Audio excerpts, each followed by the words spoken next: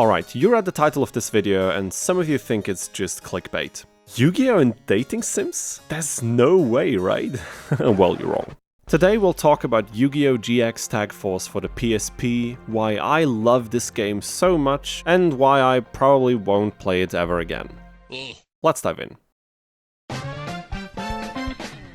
Since I was a PlayStation kid, the release of the PSP was very important in having something to pull out whenever my friends would brag about their Nintendo DS's. Fittingly, this small little friend came with a bunch of games from franchises I already knew and loved. The first two games I remember playing on this console are SpongeBob SquarePants: The Yellow Avenger, which at the time and my young age felt awesome to play, even though it was probably mediocre at best, and Yu-Gi-Oh! GX Tag Force 1. I say 1 because they made like 6 sequels for this game, but we'll talk about that soon enough. At this point in my life, Yu-Gi-Oh! Had been a very familiar name. Forbidden Memories, Power of Chaos, Capsule Monster Colosseum, the GX anime, cheap bootleg copies of the original card game. I was into this stuff. Of course I wanted to play Yu-Gi-Oh! Whenever my parents would drag me somewhere I didn't want to be. So I did the only sensible thing a 9-year-old can and begged them to get it for me until they finally caved in.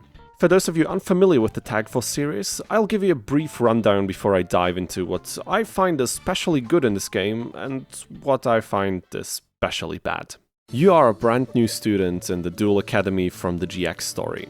You know, the one Kaiba funded so that aspiring elite-level duelists can spend some of their most formative educational years learning about normal summons and trap cards. In 10 years, you will open a duelist academy that teaches children how to play card games, and you will look exactly the same as you do now. Well, now I know you're full of crap. Well invested money, Mr. Kaiba. You start off with a very lackluster deck, and are free to roam around the academy, talk to and duel all your beloved characters from the show, as well as other random students with a huge variety of decks. A simple concept, but it works really well. You also partake in everyday student life, like taking exams that can award duel points, spending said duel points on cards and sandwiches in the shop, and finding the occasional secrets hidden around the island. Fun stuff.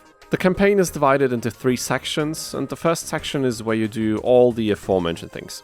However, once 90 in-game days pass, the game will suddenly stop and check if you built a relationship with one of the main characters that is strong enough to team up for the upcoming school tournament and defeat the impending forces of evil that want to take over the whole world. Yeah, right. Anyway, I struggled a lot with this mechanic when I was a kid. You see, I had no idea of this dating sim aspect of the game, and I was completely clueless on how to turn someone into a suitable partner.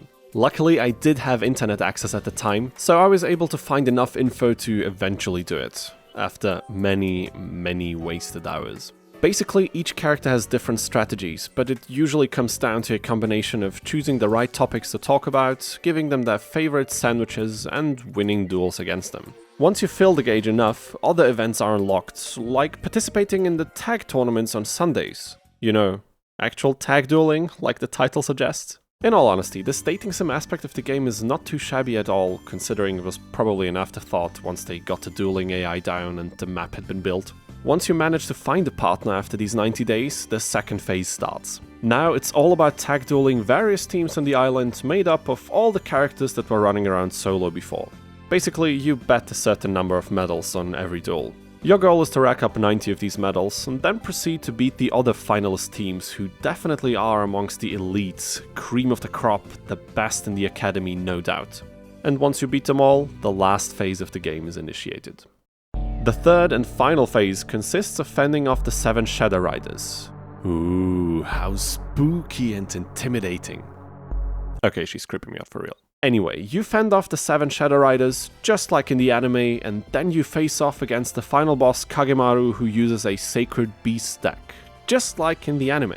Wanna know what else, just like in the anime? The protagonist does everything on his own. One-on-one.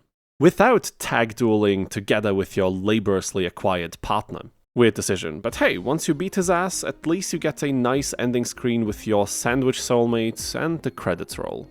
Of course, you keep your progress with all your acquired cards and are free to replay the campaign to team up with other characters and try out different deck builds.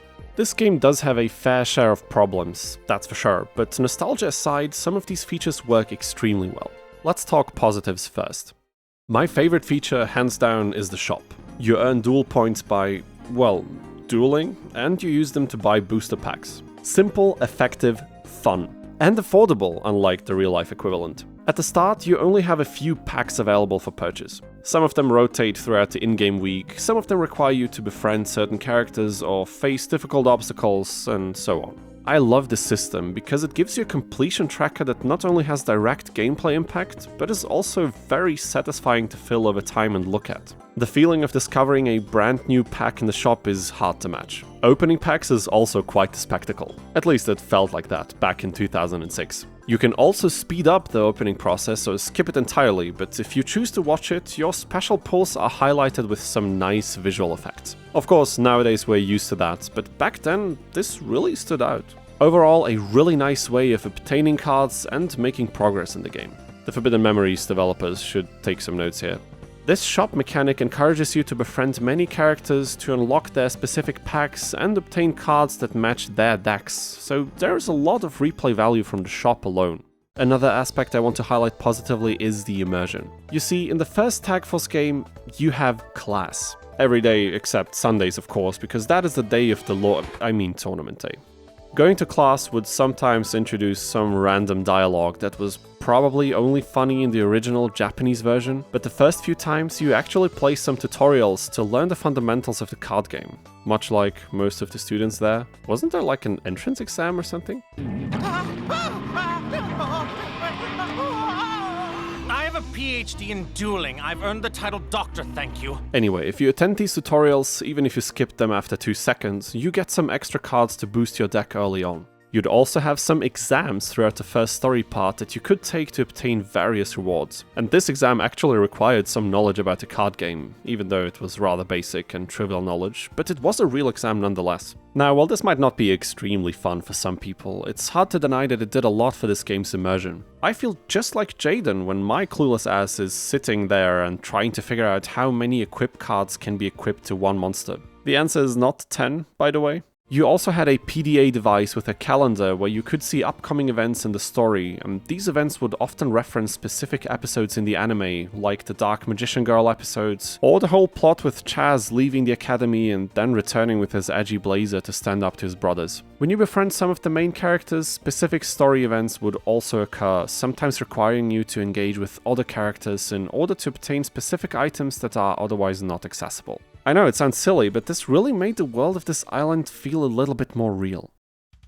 Another strong suit of this game is the tag dueling itself. If you've never tried it, you might not be aware, but tag dueling in Yu-Gi-Oh! Is actually a ton of fun. Sure, the AI makes some questionable decisions occasionally, and certain cards and archetypes are not balanced for tag duels at all, but in the context of an offline game like Tag Force, it's a ton of fun. Choosing a partner with a shitty archetype, and let's face it, most protagonists and sidekicks in Yu-Gi-Oh! Play horrible decks, allowed you to synergize well and defeat opponents who would play stronger cards, but not necessarily be in sync with each other. My main gripe with this feature is that there is not much challenge once you match your partner's deck and try to build properly. In most cases anyway, but regardless of that, there is so much fun to be had here. It really showed me the potential that lies behind tag dueling in this game, and it's quite a shame that they would eventually stop developing these games.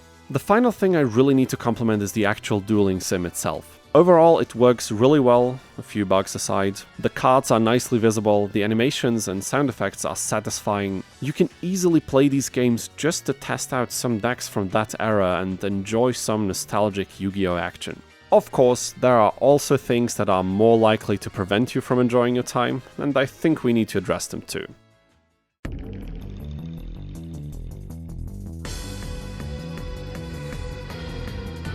This game is long. The game actively encourages you to finish it with multiple characters so you can unlock packs and their corresponding cards, deck recipes, etc. However, finishing all 3 story parts with one single character takes ages. The first part is already a bit grindy, as it takes quite some time and a lot of sandwiches, trust me, a lot of sandwiches amongst other things, to befriend the character enough so they team up with you. Then you need the 90 medals in the second part, which consists purely of mindless grinding, and then you still need to do like, what, 7 or 8 duels in the third part to finish the game? That's quite the journey, considering how many unlockable packs are hidden behind this process. And it's also just fun to play with different partners, try their archetypes, and indulge in the ridiculously unbalanced nature of Tag Team Yu-Gi-Oh! Having the story mode be this long makes this way less appealing. Another thing is the rather bad AI. I mentioned this before, but the AI does act very stupid sometimes. Like, there's an obvious play your partner could make to save the day and possibly win the whole duel, but they just refuse to do that. Instead, they do something completely moronic. Now, this doesn't happen that often, luckily, but it is a problem worth pointing out. I guess the silver lining here is that this game is, for the most part, rather easy, so it's seldom a real issue. Annoying nonetheless. Ironically, this is also the next point on my list. This game is extremely easy, for someone who knows how to play Yu-Gi-Oh! Anyway. Sure, if you choose weird partners with even weirder decks, try to match their shitty archetype and compete at their highest level Sunday tournaments, you'll probably fail miserably. And yes, these championship tournaments do tend to be a bit difficult, but that's only really because you need to rely on your partner who often has bad cards and makes even worse plays with them. Truly standout talents right here. I really wish they could have included more possibilities to face strong opponents, possibly ones that also have matching decks that synergize well and use the same strategy. This could have been a really cool opportunity to explore how good some of the bad archetypes can become in a tag setting, and how broken some already good ones might turn out. Big missed opportunity, certainly, but what can you do? Maybe the sequels tackle this issue a bit better, but I guess we'll find out in a future video. Don't forget to subscribe and ring the bell so you don't miss it. The next issue is the fact that this game is, in a way, an actual dating sim. This is not something inherently bad or doomed to fail by design, however they could have expanded the system with more small features to build relationships and connect more characters with little story arcs. I know, budget, schedule, staff, yada yada. A lot of reasons why this probably didn't happen, but it would have helped to build up the already decent immersion and turn a tedious and confusing system into something fun. The final thing I need to complain about is somewhat pedantic, but here goes. Why the hell is the final encounter in Yu-Gi-Oh! GX Tag Force a solo duel? Like 1v1 instead of 2v2? How difficult would it have been to pull some weird clone or time travel shenanigans to make it possible? It's not like GX is unfamiliar with batshit insane plot points already. What's the holdup? Forgive me.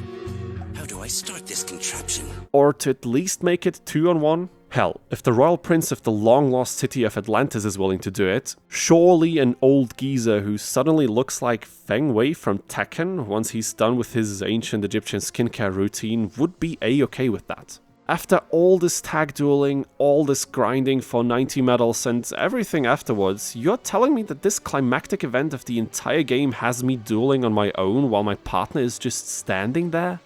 Menacingly? A weird decision for sure, but again, what can you do? At least it only impacts one encounter in the game. Okay, before we end this, there's one more thing I need to talk about. There is a port of this game for the PlayStation 2. Weirdly enough, it was released after the sequel to this game, Tag Force 2, and also contains a few characters from the sequel, apparently. The wiki is written in a very odd way, so forgive me for any potential misinfo here.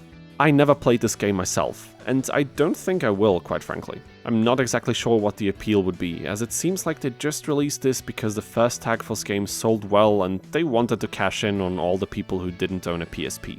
Either way, it does exist, and was probably the introduction to this series for a lot of people back in the day, so there is certainly something good that came from it. Maybe I'll play it at some point on stream or something. All in all, I love GX Tag Force. Or rather, I love that it exists, because it allowed very young me to immerse myself into this fantastical world of overly expensive card game holograms and Schwarzenegger parodies. Hasta la vista, baby! I'll be back! Also because it paved the way for its numerous sequels, some of which I know are way better games that improve upon a lot of the existing systems here. I'd love to talk about them in more detail soon, so if you want to help me out in the meantime, remember to like the video, it really means a lot. There's a lot more Yu-Gi-Oh! Content planned for the very near future, so make sure to subscribe to this channel and ring the bell so you always stay up to date. Thank you so much for watching, and I'll see you in the next one. Take care.